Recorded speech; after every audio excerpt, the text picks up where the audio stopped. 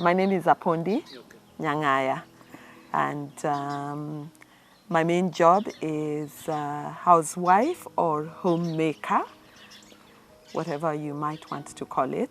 And on a daily basis, I run my home, and I also run my home as an enterprise. And so I have an Airbnb, and in my free time, I'm a social development consultant. I work for governments and NGOs, the UN, all over the continent, in my free time. My name is Nyang'aya, Justus, otherwise known as Chief. My area of work or expertise is around governance, human rights, peace, and conflict transformation. Currently, I do a lot of work on issues to do with social accountability and human rights, the dignity of the human person. So that is really what what I am about. But we also work a lot with Apondi on issues to do with peace and conflict transformation. And aside from that, we are both family life ministry supporters, and so we do ministry in family life, couples, marriages, and yeah.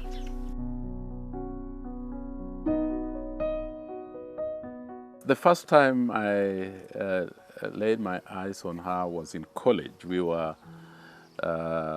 went to college same year in Nyeri. That was in Kagumo College. I saw her walking with a hockey stick. I said, "How violent can anybody be?" Did you? No. Did you? No. This is where the truth comes out.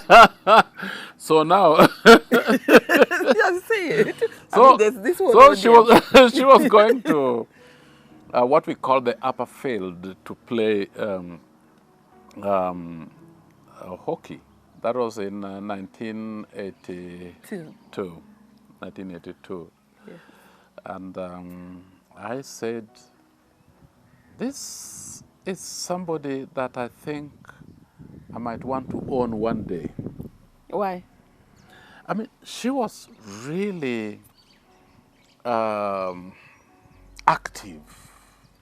She was active. But then I followed her, not stalking her. Those are two different things. Yeah, that word stalking didn't exist then. Now that it exists, we can just work with it. Yes. And I realized that as much as I thought she was lelo to mean that somebody that is outspoken, somebody that speaks her mind freely, I also felt very strongly that this is a person that loved the Lord. This is a Christian, and this is the kind of person that I would like to live with. Why? Why? What showed you Because, that as a Christian? I mean, the way that you are, whatever you are saying, you are saying things, you are not reckless in the way that you are talking, describing things, or describing people. Then we had days when people will go out, as students, dancing, doing all manner of things. She was a self-respecting individual. There are things that she will not do as a matter of principle. And that is when I started praying. That you'd get that woman. And here we are.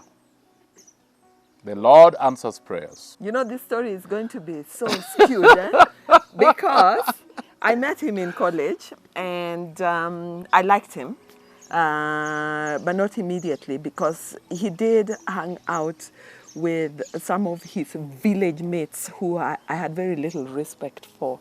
And so later on, I noticed that he was different because he was the chair of the drama club. And Creative arts. And creative arts, yes. And he was a person of I noticed he was of high dignity and highly responsible in the way that he took his duties seriously.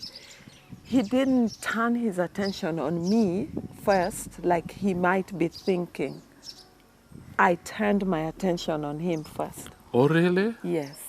And I remember going over to him and holding his arm as we were watching football. Wow. And he just stood there. And that was the beginning of that. Yeah. Okay. I still have him here.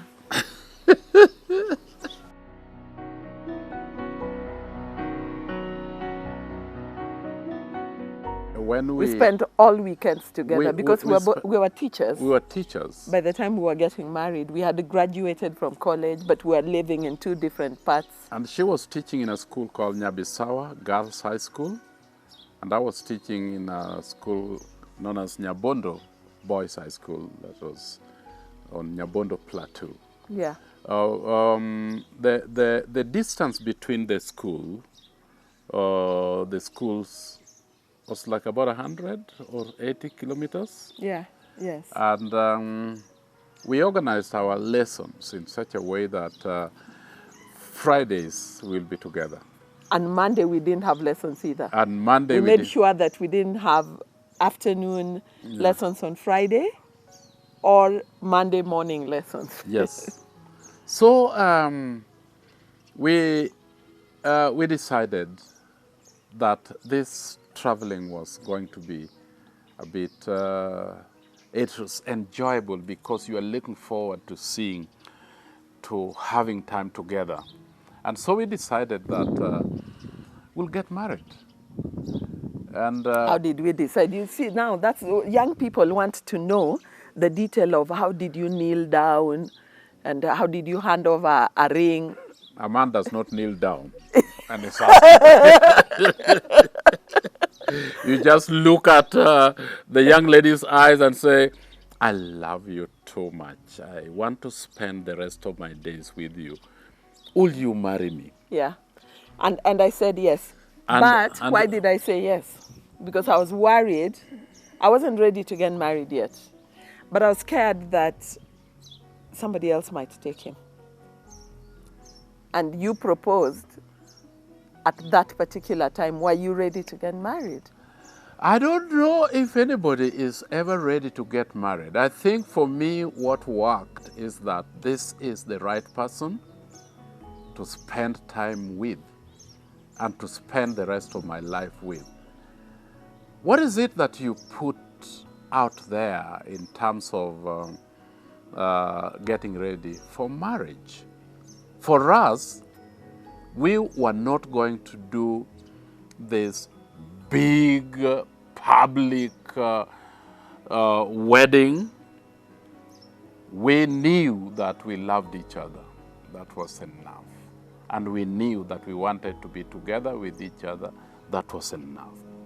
And so we decided that we'll go to the Attorney General's place. Yeah, do you want us to tell that story right now? Let's tell it. That's the story you're looking for. Well, by that time, you and I were teaching in the same school. Yes, I talked to my headmaster and said that it was called Mr. Orlando, a gentleman by excellence, and I told him that I'm married. I was very happy for me because he thought that young people that live alone are reckless. Yeah. So yes, if you want your wife to come and join you, and she's teaching these particular subjects, English and literature, that will be excellent. We'll work out that. And you spoke to Mrs. Mwango. Mrs. Mwango was my principal at Nyabisawa Girls. Yes, and she... But the marriage, we said we were married. Yes. Because we had stood with each other and we had looked at each other in the eyes. And we had said, we are now married. Yes. Yes. So, because we had declared ourselves married, I went and told my principal I'm married. And she said, fantastic. And she allowed for me to go to Nyabondo, so she transferred me. She wrote to the Teacher Service Commission, and I was transferred to Nyabondo. We had also gone to her place, her parents' place. No, later on, after we declared it, Yeah.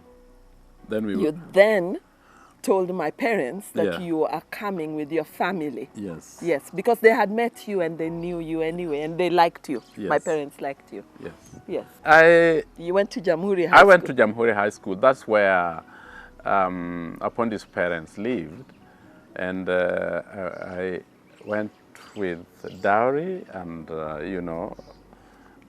if allowed, then I can start the process of marriage.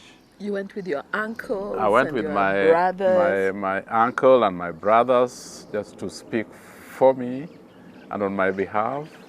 And I got Mr. Menya, who is my father-in-law's friend, that was actually coming from my part of the world. And he vouched that he knows my parents and that we come from a very good family. And that was possibly something that was absolutely sufficient in knowing that their daughter was going to a good family, and so we finished that. I was So allowed. that was the first wedding. That was the first wedding. And I didn't attend it. Because I was. She says that I was scared. I was not scared. are. I'm a very bold man. But you weren't those days, and you asked me to stay in Nyabondo, and I said, why? And you said, because you were worried that my family would hold on to me and not allow me to come with Because I already have this treasure, honestly. You're not about to let it go. I'm not about to let it go. Okay. Can I talk about the wedding? Yes, please. Then the second one. Second wedding, because Yes. that was the first wedding. That was the real wedding. Yes. Yeah. That was a real wedding. The real wedding was the one in which my parents were totally involved in saying, it's okay, let's do this, and let's allow this to happen. The second wedding was the government wedding. Yes. So then the government wedding happened, and because both of us we were starters. We were just beginning our career, and we needed to have the marriage certificate, and we had decided we were not going to do a big church wedding because it didn't make financial sense for us. And also the hula baloo that comes with it, and the crying, and the terror of the numbers of people, and who should be wearing what and who should walk where. We just decided no. And then the big wedding, the big begging for financial support and the rallying around for somebody to fund the cake, and then I could never wear that white wedding Western dress ever. I think the African Renaissance in my head started a lot earlier than I thought. I mean, I was all of 24 years old, 25 years old, but I was never going to be found dead in that dress, ever. So we decided, okay, I think the best way to do is to escape and to just get down to Kisumu, because we were coming up from the plateau. And we were now teachers at Nyabondo High School. We were both teaching at the same school. So we timed a school trip. And we knew the school trip was coming up in 2 weeks. And that would give us free transport, because we'd jump onto the cage. Yeah. The cage was the school bus. And to take the students down to Kisumu. For drama festival. For a drama festival activity. And we were thoroughly involved. Because we were the ones teaching the students, getting them ready. Yeah. And so we went down to Kisumu earlier, booked for at the office of the AG. AG, you have to give a 2-week notice. We gave the 2-week notice, and then in 2 weeks we came down with the school bus and took the students to where they were supposed to be, left them with a third teacher, and escaped. We told nobody that we were going to go and do a wedding. No. But it was very early in the morning, and we needed to have rings. And we'd been looking for rings and couldn't find any rings. Because it was early. Very early in the morning. Yeah, going to 8 though. Yes. Yeah. Yeah. So we decided to then go to the shops, and as we were looking, we found a corner shop that was open. And in this little corner shop, there was jars of sweets and all kinds of things. And in one jar, there was rings. And we said, wow, and voila. we said, how much? And I think at the end of the day, I think we spent like 5 shillings for both rings. And they were so big that it took me to hold my hand like that for that ring to be put in. So we went in, and when the officiator asked for the rings, we got them out of our pockets. I don't know what they are made out of. We still have those rings. We still have them. We tied them with a red string, and we've kept them, because it's just a reminder that with that nothing money, here we are 36 years later, happily married. But the rings that we used were just those. We walked in with 2 witnesses. No, we were walking in, and a cousin, we had 2 witnesses. And we met a cousin who said, where are you going? And it was Evans. Yeah. And we said, we are going to get married. And he knew us. And he said, can I come and witness? And we said, yes, come. Yes. So we ended up with 3 witnesses. Richard, then your auntie. My auntie Unia. And my cousin Richard. Richard and Evans. And Evans. So they witnessed, and when we came from there, we were ready to go back to our students. But Richard said, but we can't just send it like this. Shouldn't we stop and have a drink? And we said yes. And so he took us into a kiosk. Yes. And he bought us sodas. And I think Evans said, I'll buy the mandazis. And so then we had mandazis. So we had the sodas and the mandazis, and here we are. And we enjoyed the reception, absolutely. Yeah, that was the reception. It was absolutely beautiful. And then we went back to the students. To the students. We finished our activity of the day and went back to Nyabondo High School. That was the wedding, yes.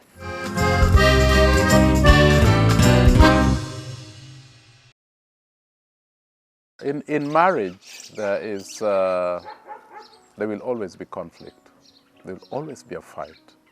Yeah, and otherwise they're pretending. Yeah. They're not real. Yeah, if anybody tells you that, oh, here we are living nice. And Dada Ndugu. The Dada Ndugu thing, it doesn't work like that. Yeah, people need to know that when you are getting into life, life happens. Yeah. When you are getting into marriage, marriage happens. There will always be conflict, and you need to get ready to know how to deal with those conflicts, right? Yes. So how do you get ready? Well, so we agreed on ground rules. Otherwise, it becomes a free-for-all, you know. And we hear a lot of people complaining that so-and-so is so bad, they did such and such a thing to me, we were having a disagreement, they are shouting, they are walking out, and that's not acceptable. And so we tend to ask them, but have you agreed that there's no walking out? And they say, no, we didn't agree. Then, of course, the person is allowed to do whatever they want to because there's no agreement. It's a free-for-all. Yeah. I mean, people use what they know, and sometimes what they know is tantrum. Yeah. You know? So they can be totally ridiculous. They do a ridiculous thing. But what did they know? They only know what they know and how to fight with what they know. Absolutely. So we agreed that we must have particular ground rules that govern how we fight, that allows us at the end of the day to have had a healthy fight. Healthy, because even when you're fighting, or there's a boxing ring, there is a fair fight.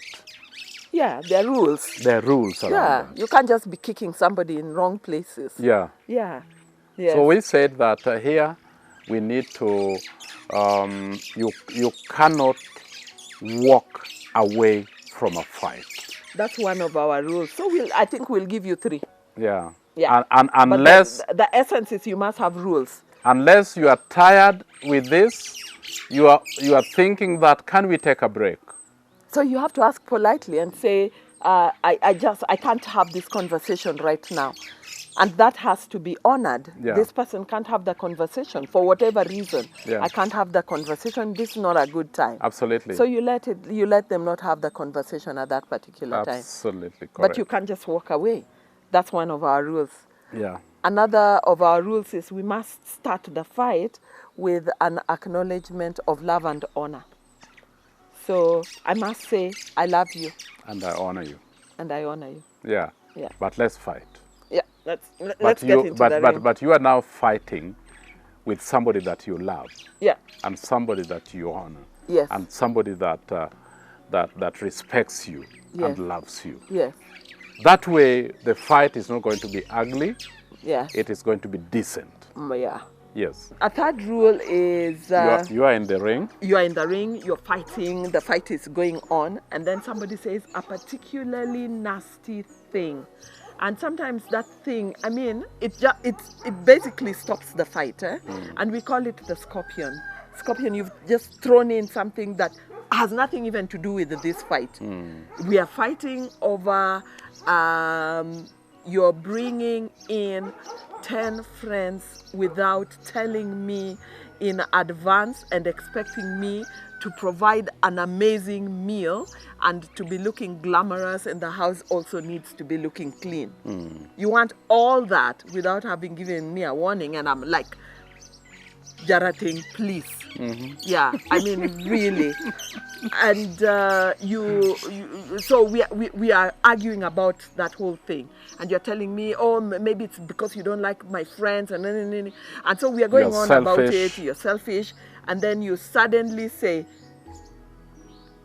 but even your mother doesn't like receiving guests. That's a scorpion. That's a scorpion. It had nothing to do with. Nothing to do with us. Yes. You've suddenly thrown in my mother. That's a scorpion. All right. And when that happens, we stop the fight. And the person who the scorpion has been thrown at asks the question, do you actually mean that? Do you believe it? Or are you just saying that to hurt me? Of course, I'm just saying that to hurt you. I mean, you are annoying. Yes. Yeah. So it's a moment to verify the stupidity of your partner and realize this person is just being stupid and ridiculous. Yes. And not take it seriously, therefore. So when he says, actually, I actually don't believe any of those things I've just said about your mother, we stop and we laugh. And we laugh. And we say, but that's such a ridiculous thing for you to have said. How nasty, you know? Yeah, yeah. And then if he says he believes it, yeah, before you say that, if he says he believes it, he actually believes it, then we say, fine, time out. Yeah. Because now we have two things to deal with. So it's about not getting confused about what were we dealing with and taking in all kinds of scorpions into the fight. People who have scorpions in their fights, they're fighting all the time because they're scorpions. And they also don't know how to identify. They also don't know how to conclude this because there are lots of things that are being thrown into the fight. So the other thing that, let me just mention this because it's very important. We see it often in marriage. Do not fight when a third party is watching. Yeah. It can be, a third party can be your children. Yes. Or it can be your in-laws. Yes. Or it can be other friends. Yes. People do take sides. Yes. But you see what? They take sides, but they don't know the whole story. So what we say is that whenever you fight, do not include other people in your fight. rather listening to how you are fighting, because they are going to contribute to that. What I cherish and really appreciate about you is the way in which you honor me, and you hold me as somebody who is dear, and you take care of my needs, my emotional needs, my physical needs, my medical needs. You really look after me and my children and the whole family. And you're also my best friend. And I mustn't stop this before I tell you that I also really admire the way you work hard for this family, tirelessly, to make sure that we are provided for. Thank you. I am reminded of the words in the Bible that says that whoever gets a wife gets a good thing, but whoever has a good wife has a gem. Really? Is that biblical? Yes, you are a good thing to me, and you are a gem. You look after this family so beautifully, and you make sure that I look good, I look presentable, and you are a helper fit for me. And as a helper, you are as good or even better than the person you are helping. Because if you are less, you will not be able to help me.